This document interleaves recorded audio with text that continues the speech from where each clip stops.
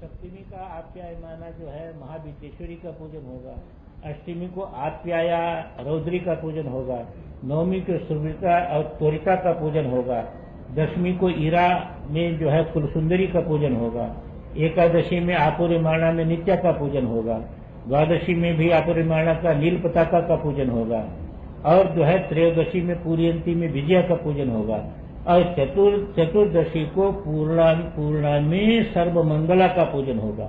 अब पूर्णिमा को जो प्रातः काल है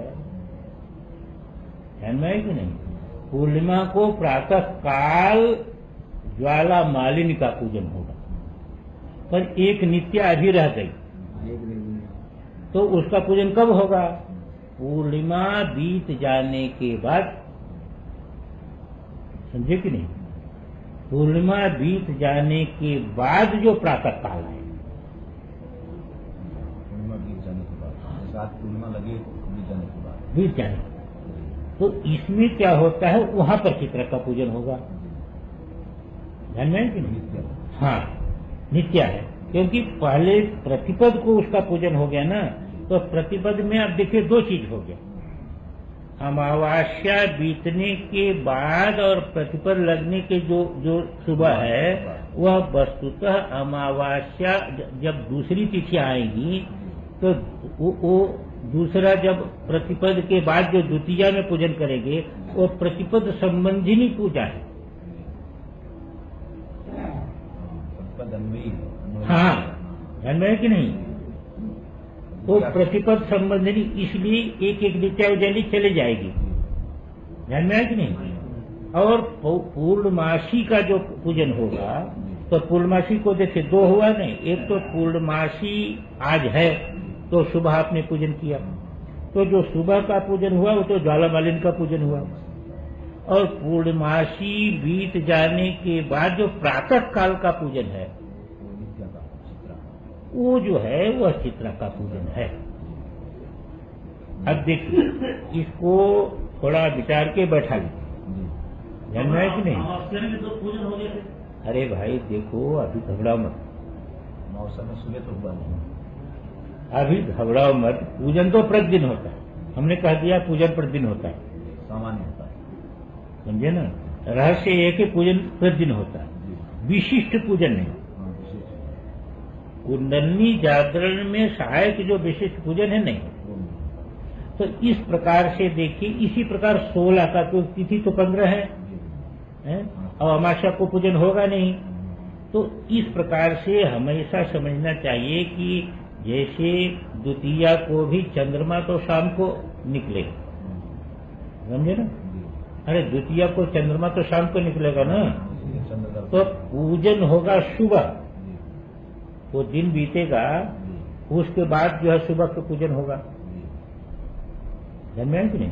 तो अमावस्या का सुबह और उधर जो है पूर्णिमा का सुबह, ये मिलाकर के 16 हो जाएगा, ये मिलाकर के 16 हो जाएगा। तो अमावस्या का सुबह मानी प्रतिपद का सुबह, वही अमावस्या बीतने के बाद प्रतिपद का जो सुबह है, वहां तो नित्या जो है दर्शा का पूजन होगा, महत्वपूर्ण सुंदरी का, और पूर्णिमा दिन बीतने के बाद, रात्रि बीतने के बाद जो प्रातः काल होगा, हाँ, वहां पर चित्रा का पूजन होगा। इसी प्रकार इसकी संगति बनती है।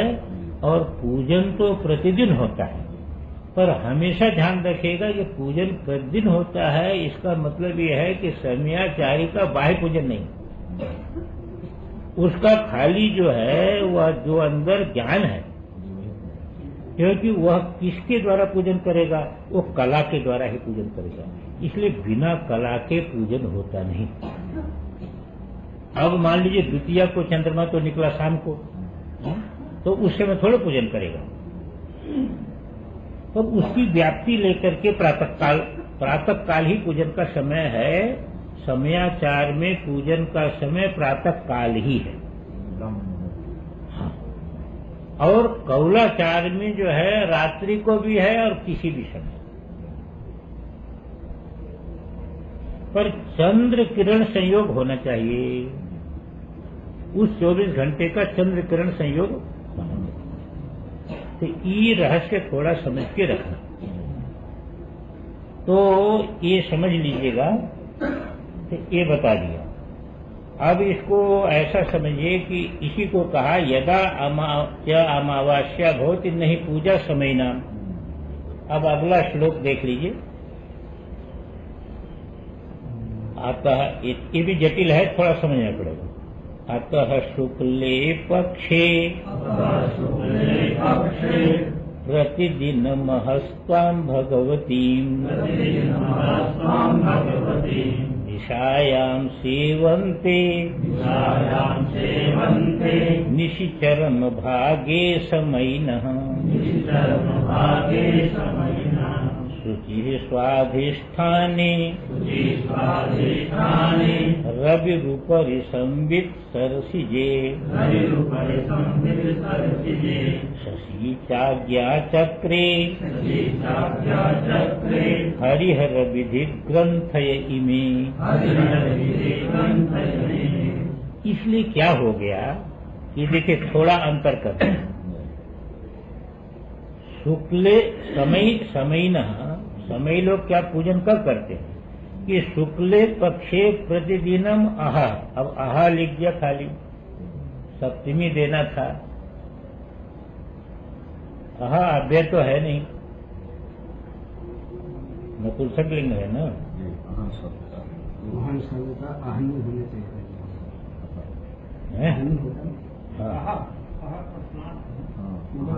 अरे भाई बात प्रस्मांत है, पर ये पूजा प्रतिदिन पूजा कब होती है ये बताना है। प्रस्मांत से कैसे चलेगा? अब इसमें हमारा स्वामी जी का बहुत दिन का विवाद था, पर आज स्वामी जी का पक्ष जीत रहा है।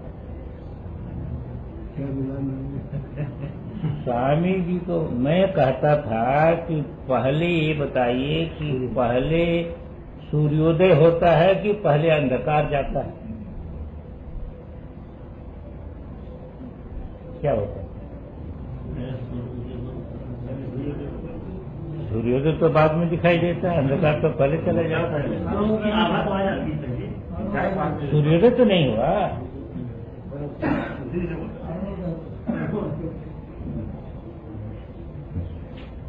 सूर्योदय पहले होता है कि पहले अंधकार जाता है? दोनों बराबर चलते हैं। मेरा कहने का तात्पर्य है यहाँ पर यही मान लिया, अरुणोदय को सूर्योदय मान लिया। समझिए? हाँ मान लिया। अरुणोदय को सूर्योदय तो आपका पक्ष जीत गया। हमारा पक्ष जीतना है। अरुणोदय को इन्होंने सूर्योदय मान लिया।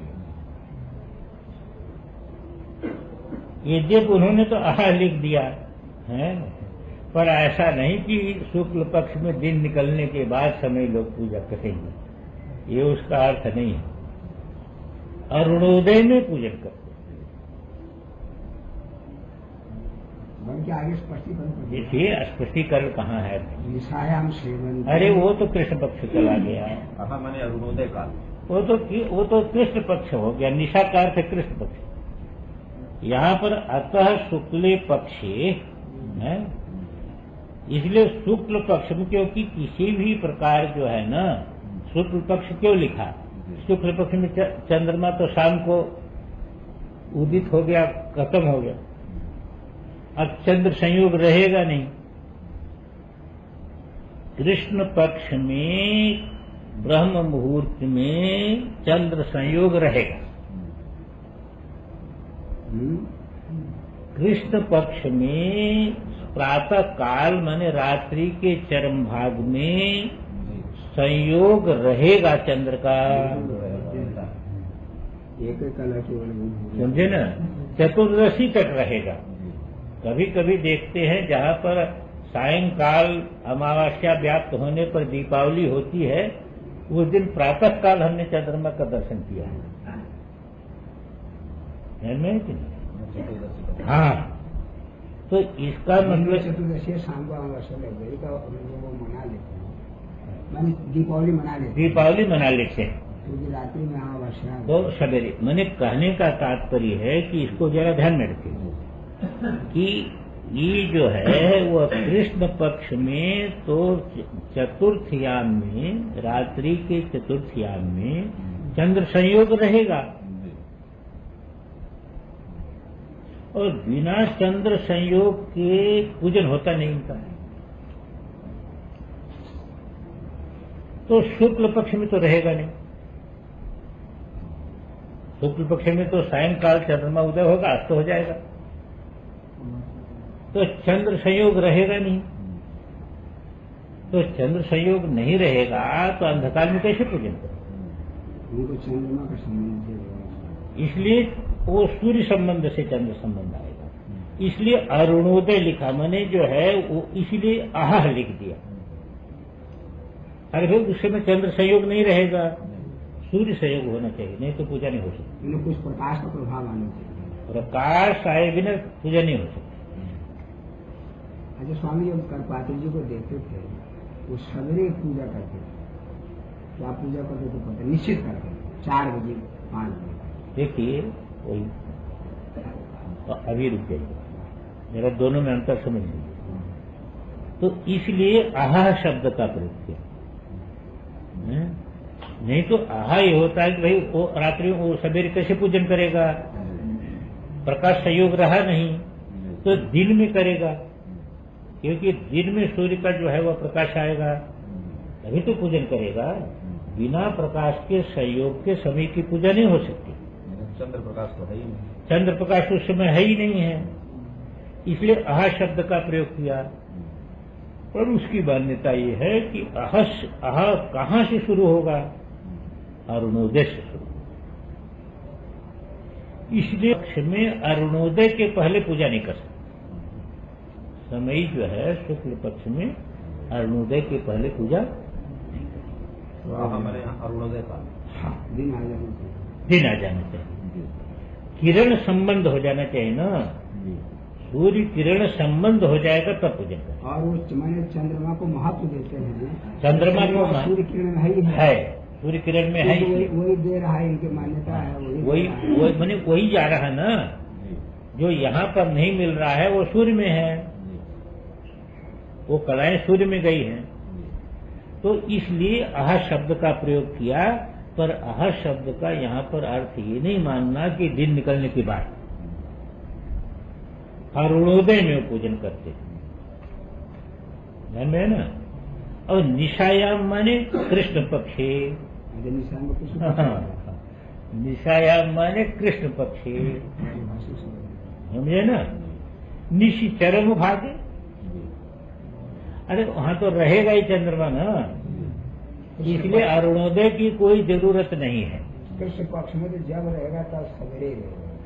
इसलिए कृष्ण पक्ष में जो निशि चरम भाग है, क्योंकि चरम भाग के पहले तो समय का पूजा होता नहीं, चतुर्थ प्रहर के पहले नहीं पूजा, तो दोनों में थोड़ा से अगर हुआ, पूजा में थोड़े अंतर हुआ ना भाई, वो तो अरुणोदय के बिना नहीं पूजा होगी है? और ये तो चंद्रमा रहेगा ही, तो चरम भाग में पूजा हो जाएगी। लेकिन काल वही होगा, अरुणोदय काल ही होगा। अब काल उसके पहले भी थोड़ा हो सकता है, उसके पहले भी हो सकता है, तो मतलब परिवर्तन का किया जा सकता है थोड़ा। यानी निशि चरम भाग है ना, तो चरम भाग जो बनता है वो 3 बजे के बाद हो जाता है। जब आप हिसाब लगाएंगे, गणित लगाएंगे, 4 प्रहर करेंगे ना, तो चतुर्थ प्रहर में पूजन हो सकता है उसका। वहाँ अरुणोदय अपेक्षित नहीं है, क्योंकि चंद्रमा की वो तो वहाँ तो सवेरे रहेगा चंद्रमा, वहाँ चंद्रमा रहेगा, पूरे कृष्ण पक्ष में सवेरे रहेगा। इसलिए जो है वह चंद्रमा रहेगा, इसलिए उसको तो निशिचरम भाग कह दिया, ध्यान में है कि नहीं। लेकिन शुक्ल पक्ष में जिसलिए चंद्र प्रकाश नहीं है, इसलिए सूर्य माध्यम से चंद्र प्रकाश वहां पर ले आना है, तो अरुणोदय के बिना पूजन नहीं हो। प्रतिदिन की बात है, तो शुक्ल पक्ष और कृष्ण पक्ष में ये अंतर कर दिया, ध्यान में ना। ये व्यवस्था समझ के रखेगा, क्योंकि भले ही हमारे पूजन में विशेष संबंध न हो, पर ये जो व्यवस्था है, समय की जो व्यवस्था है, इसको तो अपने को समझ में रखना चाहिए। अब ये समाप्त हो गया, ये यहाँ पर पूरा हो गया।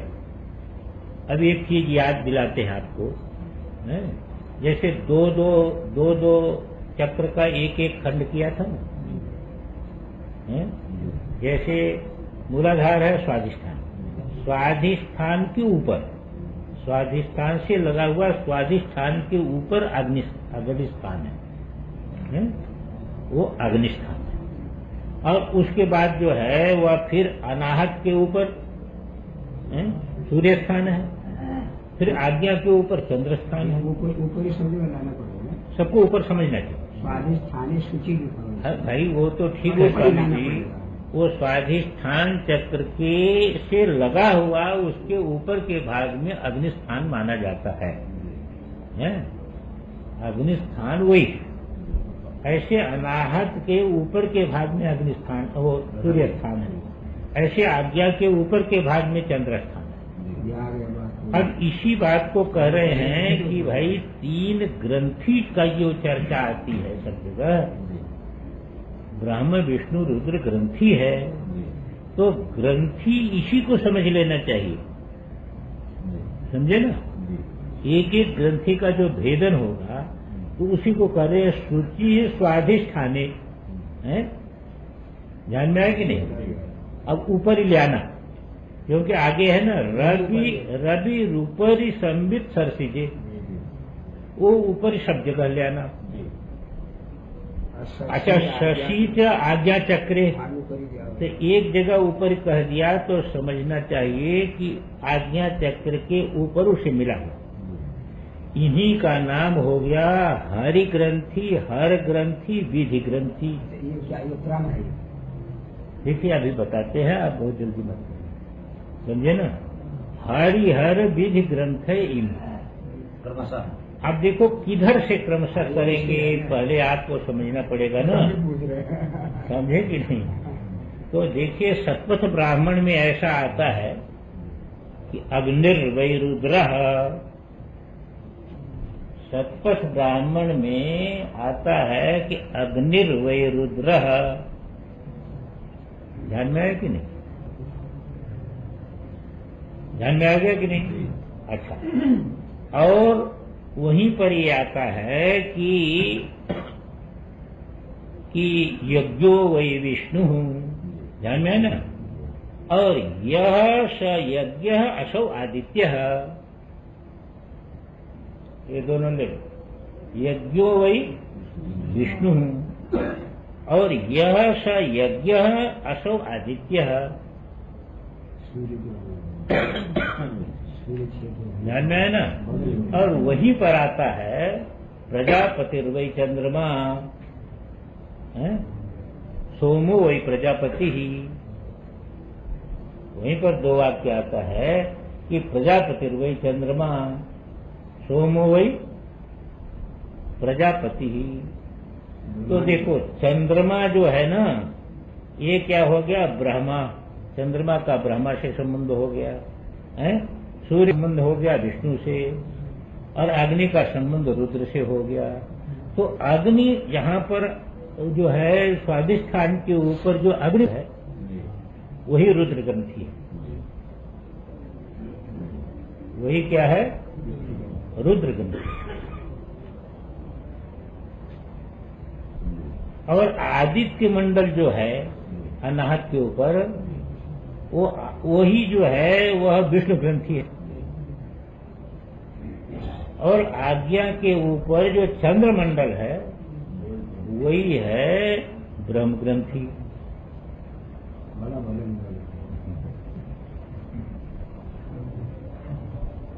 कि नहीं, उल्टा हो गया। मैंने मैं श्रुति प्रमाण से मैं बोल रहा हूँ, फिर भी आप कह रहे उल्टा हो गया। बड़ा आश्चर्य है, आपके मन में जो है बुद्धि में जो था उलट गया, समझे कि नहीं।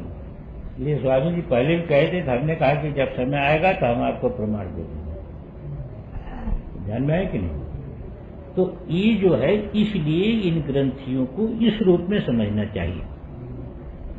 अग्नि जो है ना, इसलिए जब कुंडलिनी भेदन होगा यहाँ पर, तो पहले जो है वह रुद्र ग्रंथि का भेदन, समझे ना, पहले रुद्र ग्रंथि का भेदन होगा। तो जो है उसके बाद जो है वह विष्णु ग्रंथि का भेदन होगा। समझे कि नहीं? पहले स्थूल शरीर का भेदन होगा, फिर उसके बाद जो है सूक्ष्म शरीर का भेदन होगा, फिर उसके बाद जो है वह कारण शरीर का भेदन होगा। पहले रुद्र ग्रंथि का भेदन होगा, फिर विष्णु ग्रंथि का भेदन होगा और ब्रह्म ग्रंथि का भेदन होगा। अभी तक बुद्धि में हम लोगों को यही बैठा था कि ब्रह्म ग्रंथि का पहले भेदन होगा, फिर विष्णु ग्रंथि का भेदन होगा, फिर रुद्र ग्रंथि का भेदन होगा। पर यहाँ पर शब्द बदल गए हैं, वैदिक प्रमाण से शब्द बदल गया। तो यही जो है वह बनता है। ये 3 ग्रंथि बता दिया है, 3 स्थान बता दिया, अग्नि का स्थान, सूर्य का स्थान, चंद्रमा का स्थान है, और यही जो स्थान है यही है ग्रंथि। और कुंडली जागरण के बाद क्रम से इन ग्रंथियों का भेदन होगा, इन ग्रंथियों का जो है भेदन होगा। तो ये बता दिया कि शुचि स्वाधिष्ठाने रवि रूपरी संबित सरसिज, संबित सरसिज वही है अनाथ, और शशि चाज्ञा चक्रे हरिहर विधि ग्रंथ इमे। तो ये हमने जो है ये बता दिया। पिछले में सूक्ष्म बातें बहुत थी हैं, जिसको हमने संकेत में आपको बता दिया। कुछ लोग उसमें ऐसा मानते हैं, देखिए मुख्य पक्ष हमने बता दिया। कुछ लोग ऐसा मानते हैं कि शुक्ल पक्ष में सभी तिथियां पूर्णिमा हैं और कृष्ण पक्ष में सभी तिथियां अमावस्या हैं। एक ये भी पक्ष, इसलिए उनकी मान्यता है कि शुक्ल पक्ष में ही कुंडलिनी जागरण हो सकता है, कृष्ण पक्ष में कुंडलिनी जागरण नहीं हो सकता है। इसलिए कुंडलिनी जागरण के जो विशेष पूजन, विशेष उपाय बताए गए हैं, वह शुक्ल पक्ष में ही हो सकते हैं। एक मत हो गया।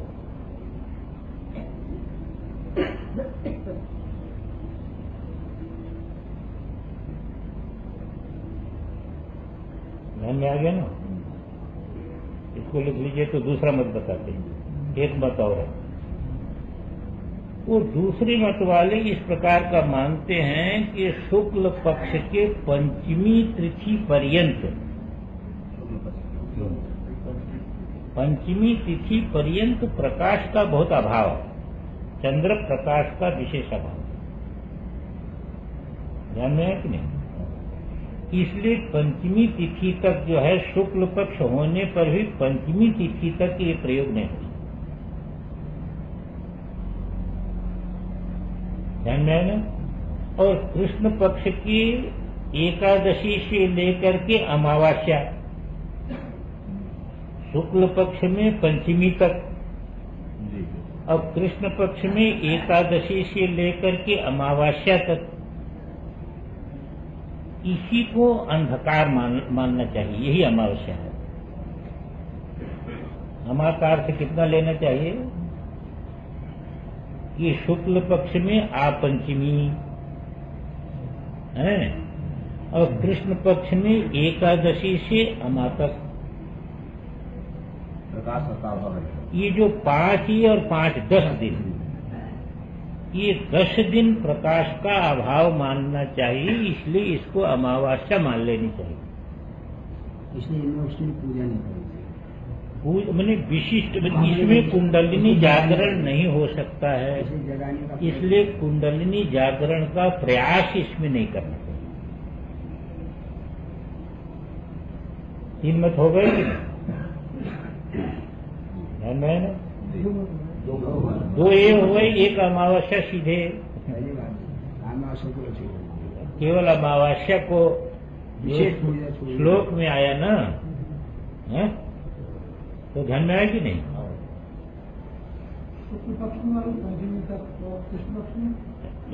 अब इधर देखिए, कृष्ण पक्ष की एकादशी से आज शुरू करेंगे और आगे पंचमी तक चला जाएगा।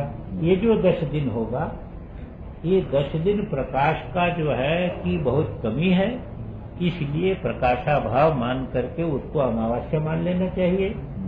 वही अमावस्या है, उसमें जो है वह कुंडलिनी जागरण के लिए विशेष प्रयास नहीं करना।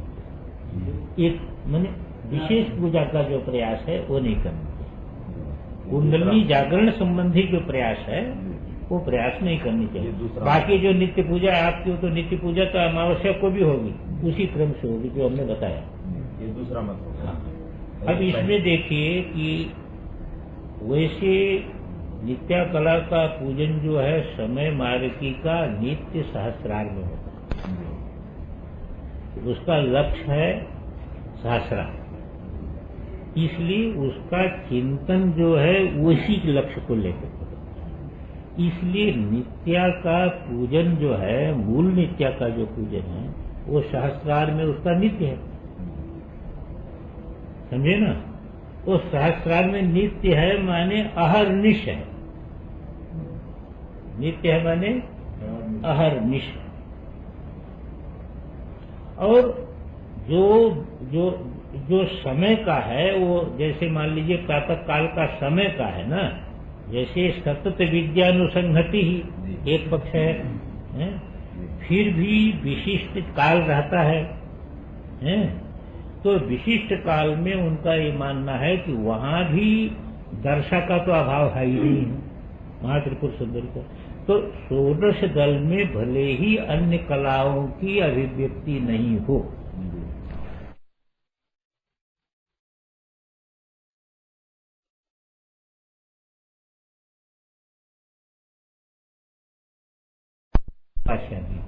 है, पर दर्शा त्रिपुर सुंदरी का तो की अभिव्यक्ति तो है ही है? इसलिए जो है वो सतत है? तो उसमें भी अमावस्या का कोई रोक नहीं है, वो काल का नियम ही बराबर करते हैं स्मरण है, इसलिए उसे भी रोक नहीं है। हाँ, कुंडलिनी जागरण के लिए जो विशेष पूजन पद्धतियां बताई गई हैं उनके लिए एक 3 प्रकार के नियम हैं, जिसमें एक मानते हैं कि केवल अमावस्या को नहीं होनी चाहिए, दूसरे मानते हैं कि जो है वह कृष्ण पक्ष की एकादशी से लेकर के शुक्ल पक्ष के पंचमी तक नहीं होनी चाहिए, और तीसरे लोग मानते हैं कि शुक्ल पक्ष में होना चाहिए, कृष्ण पक्ष में। ये 3 मत इस विषय में हैं। तो ये प्रसंग से जो है ये बातों का ज्ञान हो गया। ये सब ज्ञान कहाँ होता है आजकल, स्वामी बहुत कठिन है, बहुत तमाम श्री चक्र पूजन करने वाले कहाँ ये ज्ञान का लोप हो जाता है, हाँ, तो तिथियों का लोप हो जाता है तो उसमें क्या है कि लोप होने पर भी वो 2 का पूजन हो जाता है। इसीलिए तो समय को तो कोई व्यवस्था बची, क्योंकि समय तो सबका पूजन करते ही, वो तो मुख्य को प्रधान मानता है और बाकी सबका पूजन रोजे करता है, खाली समझ लेता है कि आज ये जो है तिथि का, लेकिन कौल में नहीं है सब, उनको वो तिथि को लेकर के पूजन। उसमें व्यवस्थाएं बनी हैं तंत्र में कि यदि तिथि भंग हो तो कैसा हो, है किस प्रकार का, कौन ग्राह्य हो कौन ग्राह्य न हो, इसके लिए जो है व्यवस्था है, लंबी व्यवस्था। जैसे आपके यहाँ एकादशी इत्यादि में बड़ी व्यवस्था लंबी करते हैं, वैष्णव लोग कहते हैं कि अब 10वीं विधा हो गई, हम नहीं जो है बढ़ाएंगे, ऐसी व्यवस्थाएं। 10वीं विद्या भी कब से होती है? अब उसे 3 मत हो गए, 10वीं विद्या के विषय में भी मत अलग अलग हो गए। कब से 10वीं लग जाए? 10वीं एक 54 दंड मानते हैं, तो एक 44 दंड मानते हैं, 45 दंड। तो ये सब जो है वह व्यवस्थाएं हैं, तो ये कर्मकांड की व्यवस्थाएं हैं, उसमें अपने लोगों को बहुत ज्यादा जानने की जरूरत नहीं थी। ये जो है ये सतत विद्यानुसंहति एक हो गया, वो शास्त्रार्थ में, क्योंकि उसका लक्ष्य वही सभी है। विशेष चिंतन जो है वो भी दर्शा का इसका अभाव नहीं है त्रिपुर सुंदरी का, तो इसलिए जो है वह उसको विशुद्ध में भी होगा, विशुद्ध में भी होगा वो विशिष्ट पूजा के सामान्य। हाँ भाई, विशिष्ट पूजा नहीं, सामान्य पूजा जो नित्य है वो हो सकती है। नित्य पूजा का अभाव नहीं होगा, पर नैमित्तिक पूजा का अभाव होगा, नैमित्तिक पूजा का अभाव होगा। इसलिए इस प्रकार का समाधान इसका समझ के रखना चाहिए। इस पर बहुत विचार किया है काशी का। अब आप लोगों को ध्यान देना चाहिए कि पूजा जो है सवेरे होनी भाई ये बात नहीं, एक महाराज हमने बताया था आपको, मैं स्वामी कर पाए थे, 2 महीने तक उनके पास में रहे तो हमने देखा जो सवेरे में पूजा करते थे। हाँ। और उसके बाद फिर अपना लेखन पढ़ने करते थे। एक पूजा और करते थे जिनमें जो प्रसाद बांटेंगे हो जाता था, वो बहुत लंबी चौड़ी पूजा करते थे। नहीं, वो 3 पूजन आप नहीं देखे, 3 पूजन करते थे। मैंने देखा सवेरे का, आप जो है 2 पूजन उनका देखे होंगे, 1 पूजन नहीं देखे, 3 पूजन करके चलो। पूजन हम देखे। स्वामी जी, यहाँ एक चीज जैसे कि विशिष्ट चक्र में जो पूजन होगा वो विशिष्ट पूजन होगा नहीं, वहाँ पर एक नित्य पूजन होगा। देखिए वही एक नित्य पूजन होता है, एक नैमित्तिक पूजन होता है। नैमित्तिक नहीं होगा, नित्य होगा। और एक बार कहे हैं कि द्यूत कमल में मतलब अनाहत चक्र में पूजन, नहीं, अनाहत चक्र में पूजन की बात नहीं आई है। ऊपर वाला इसमें में आया है। नहीं, वो संगीत में पूजन की बात नहीं आई है। देखिए आप दर्शन की बात, नाद का दर्शन होगा, वो तो आपको तो चौधाई की और चतुर्थाई की यही पूजन है, दूसरा पूजन नहीं है। पर उसमें जो ये आपको अनुभूतियां होंगी, उस अनुभूतियों में प्रथम अनुभूति मणिपुर की है, 2 प्रकार की है, फिर नादाभिव्यक्ति है, और फिर जो है विशुद्ध चक्र में जो है सदाशिव का दर्शन है। और उसको जो है सदाशिव को जो चंद्र कलाओं के साथ जो है उनका जो दर्शन है, वो दर्शन क्या है कि आपके अंदर एक अमृत आवेश उत्पन्न करेगा, ये फल है। क्योंकि इसीलिए तो कह दिया समय को तो जो है कला भी ये हो, कोई पत्र पुष्प से पूजन नहीं होता, उसका पूजन तो वही है, उसका तो सब अंदर हो गया ना। तो एक पूजन यही है कि तत्त स्थितियों का जो अनुभूति हो रही है, उस अनुभूति का सम्मान जो है एक पूजन है। मुख्य तो उसका लक्ष्य शास्त्रार्थ में है। इसलिए सतत जो नित्य का चिंतन है वो शास्त्रार्थ में उसका है ही है, इसमें किसी प्रकार का संशय नहीं है। ये बीच की स्थितियां है, पर इन स्थितियों का अनुभव भी तभी होगा जब शोधैक्य और चतुर्धैक्य में आप उसका बिना अभ्यास के नहीं हो सकते। तब इस प्रकार की स्थितियों का अनुभव जैसे योग में होता है। योग में देखिए कितनी बता दिया स्वामी जी, एक धारणा से कितना बता दिया। ये तो शोधैक चतुर्धैक्य है। इसमें जो है ये विशुद्ध चक्र में जिसका प्रतिफलन पंचदश कला का और शुद्धिति का होगा, तो दर्शन भी सदाशिव का और इनका ईश्वर का यहाँ पर होना चाहिए। कौन? नहीं, वही जो है सदाशिव का। देखिए हमने इसीलिए कहा था कि आपका जो हिरण्यगर्भ है, जब आगम की दृष्टि से विचार करेंगे तो वहाँ प्रथम अभिव्यक्ति सदाशिव ही। अब वैदिक में हिरण्यगर्भ छोड़ करके आप कुछ को बोल ही नहीं सकते, तो प्रथम अभिव्यक्ति सदाशिव,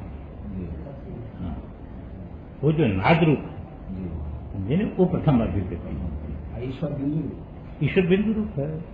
ये चतुर्धैक्य और शोधैक्य मुख्य रूप से मानस ही मानस मुख्य रूप मानस तो है ही है, पर वो आपको श्री चक्र का भी ज्ञान पहले तो रखना, तभी तो एकत्र होगा ना। इसका ज्ञान अपेक्षित, जैसे आपको सभी कोषों का ज्ञान अपेक्षित है, हालांकि उसको छोड़ना है पर ज्ञान तो अपेक्षित है। बिना ज्ञान के कैसे आगे बढ़े? सम्यक ज्ञान अपेक्षित है, तो फिर वो अभ्यास अपेक्षित है। अभ्यास होने पर वो दर्शन होगा। और जैसे जैसे देखिए एक चीज आप इसको समझ लीजिए, इसका रहस्य समझ लीजिए, जब आंतर दर्शन शुरू हो जाए तो किसी भी काल में रस लेने को तैयार नहीं। क्या देख रहे? ये बात है कि जब तक आंतर रस नहीं उत्पन्न होता है तब तक बाहर भटकता है। आंतर रस जब उत्पन्न होगा ना, तभी कुंडलिनी जागरण की योग्यता बनेगी, क्योंकि बाह्य रस जो है ना, बाह्य रस छूट जाएगा। अब इसमें आपको लक्ष्य निर्धारित हो जाएगा तो आपकी योग्यता उपासना से कुंडली जागरण का जो है वह आपकी योग्यता बन जाएगी। अच्छा, इनका क्रियान्वयन तो अनाहत में होगा नहीं? अनाहत में केवल नादाभिव्यक्ति, वहाँ नाद दर्शन है, समझे कि नहीं। और यहाँ पर जो है जो इनकी जगत अहम से सारे जगत को मैं में लीन किया हुआ जो पूर्णाहंता है, अहंता जो है ना, उसकी प्रथम अभिव्यक्ति जो है ना, ये सदाशिव और ईश्वर दशा में ही अंतर है। तो ये जो है वह प्रथम अभिव्यक्ति सदाशिव है, शिव शक्ति अव्यक्त है, पर सदाशिव ये प्रथम अभिव्यक्ति है। आप क्या हिरण्यगर्भ अभिव्यक्ति है, वहाँ पर ईश्वर के साथ सीधे हिरण्यगर्भ कर दिया, सदाशिव में अभिव्यक्ति है। इसीलिए यहाँ पर जो शिव शक्ति का स्वरूप जो चंद्रमा है, वहाँ की अभिव्यक्ति ये सदाशिव में है, इसलिए वहाँ पर सदाशिव का दर्शन है। और हमने बता दिया यहाँ पर सदाशिव कहो चाहे शिव कहो, कुछ भी कहो, शक्ति साथ में रहेगी, क्योंकि सामरस्य के बिना तो रहते ही। ओम पूर्णमदः पूर्णमिदं पूर्णात् पूर्णमुदच्यते। इतना गृहित हो और इस उल्लास से ऐसा लगता है कि कोई न कोई अधिकारी तो यहाँ बैठा ही होगा, नहीं तो स्फुरण नहीं हो सकता। हम कोई न कोई क्यों कहें, एक हो सकता है, कई हो सकते हैं, तो कोई एक तो है ही है, नहीं तो इस प्रकार का उल्लास नहीं आता। तो आज शायद इस ग्रंथ के विषय में, ग्रंथ का जो मूल तात्पर्य है, मूल आधार है, उसके विषय में शायद कुछ बातें जो है वह प्रसंग में आ सकती हैं, ऐसा लगता है। बाकी तो भगवती की इच्छा हम क्या कर सकते। ओम पूर्णमदः पूर्णमिदं पूर्ण। आज प्रातः काल बृहदारण्यकोपनिषद में एक चर्चा आई थी, जिसमें पूर्व पक्ष भर्तृ प्रपंचकार थे। उसमें भाष्यकार भगवान ने ये दिखाया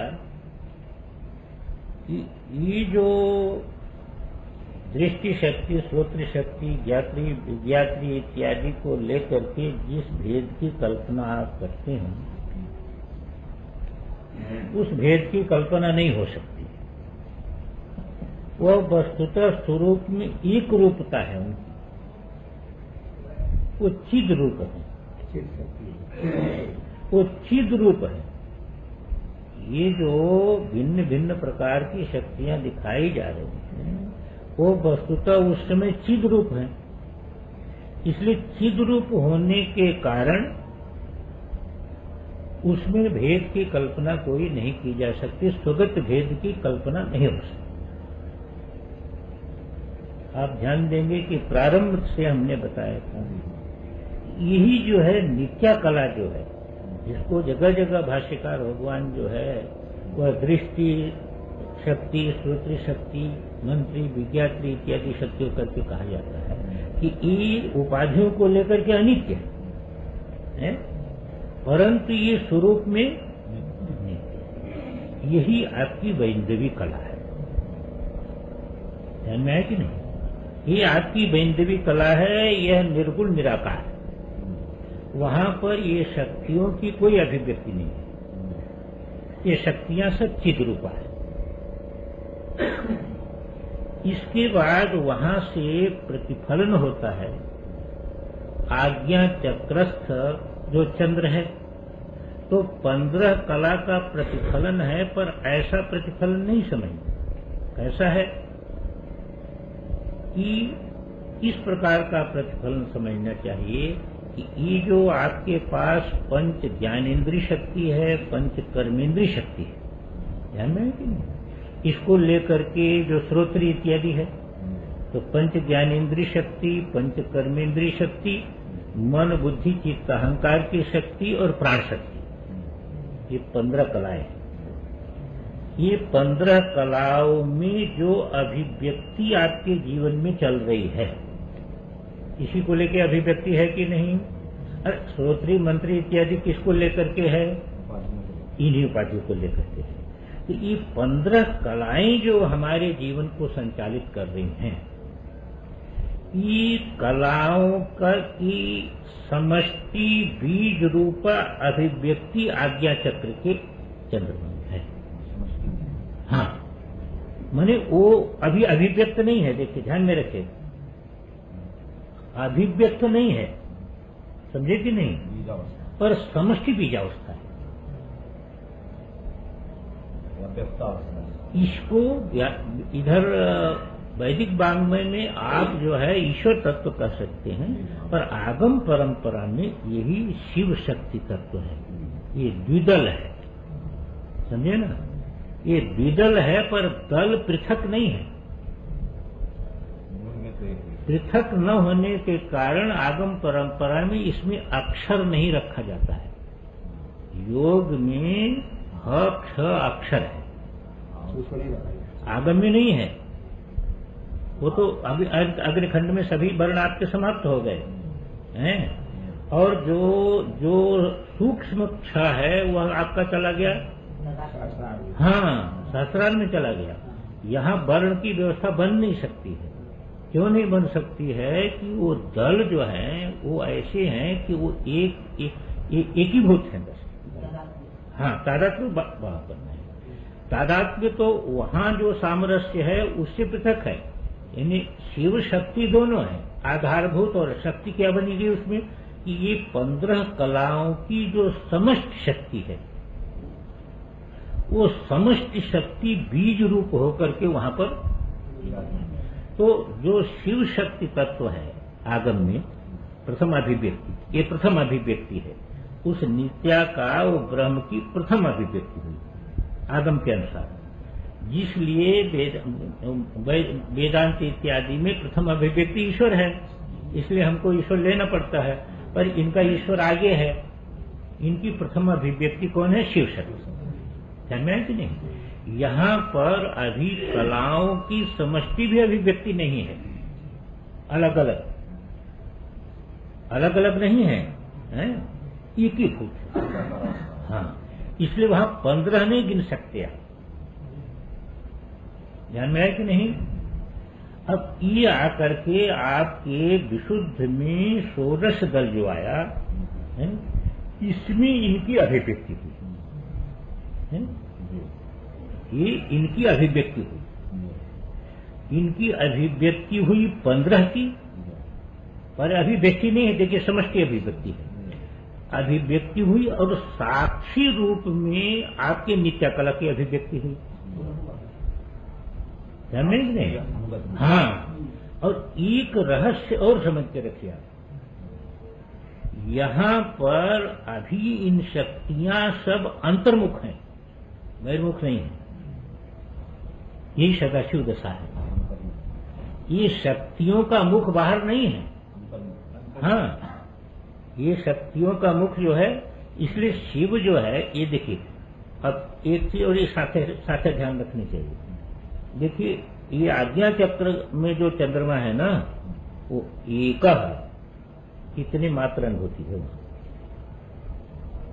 समझे ना? एको हम बहुत श्याम में वो एक है, और वही जो है पूर्णानंद की अभिव्यक्ति हुई। पूर्णानंद रूपता है, मूल में तो हम कह नहीं सकते हैं, वहां सभी शक्ति गर्भित है, समझे कि नहीं? इसलिए आनंद में कोश की पराकाष्ठा है। अब क्या में समझा कि नहीं? वो पराकाष्ठा है। अब कोश भी अभी नहीं कह सकते हम, आनंद रूपता ही कहेंगे। ध्यान में है कि नहीं?